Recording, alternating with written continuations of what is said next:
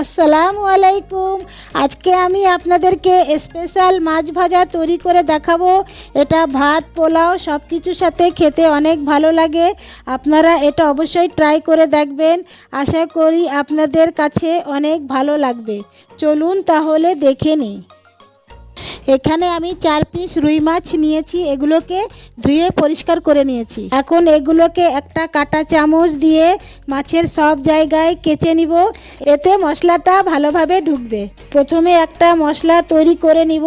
এখানে একটা পেঁয়াজ কেটে নিয়েছি, 2টা কাঁচামরিচ, 6 পিস রসুনের কোয়া, ছোট এক টুকরা আদা, হাফ টেবিল চামচ টক দই ও হাফ টেবিল চামচ ধনেপাতা কুচি নিয়েছি। এগুলোকে সব ব্লেন্ড করে নিব।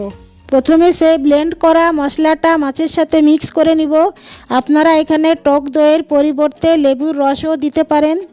এখন হাফ চামচ হলুদ গুঁড়া, হাফ চামচ মরিচ গুঁড়া, হাফ চামচ ধনিয়া গুঁড়া ও হাফ চামচ জিরা গুঁড়া এবং পরিমাণ মতো লবণ দিয়ে সব মশলাগুলো ভালোভাবে মিক্স করে 20 মিনিট রেখে দিব।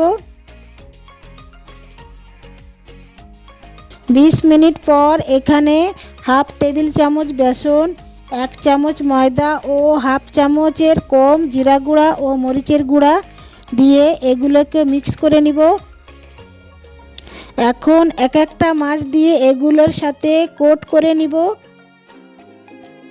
এভাবে আমি সব মাছগুলো কোট করে ফ্রিজে 10 মিনিট সেট হওয়ার জন্য রেখে দিব। 10 মিনিট পর পরিমাণ মতো তেল দিয়ে মিডিয়াম টু লোয়ে এই মাছগুলো গোল্ডেন কালার হওয়া পর্যন্ত ভেজে নিব। এখন আমার মাছগুলো ভাজা হয়ে গেছে, এগুলোকে আমি একটা প্লেটে নিয়ে নিচ্ছি। এইভাবে আমার প্রত্যেকটা টিপস ফলো করে আপনারা যদি মাছ ভাজা তৈরি করেন তাহলে আমার বিশ্বাস যে আপনাদের কাছে আমার এই রেসিপিটা অনেক ভালো লাগবে।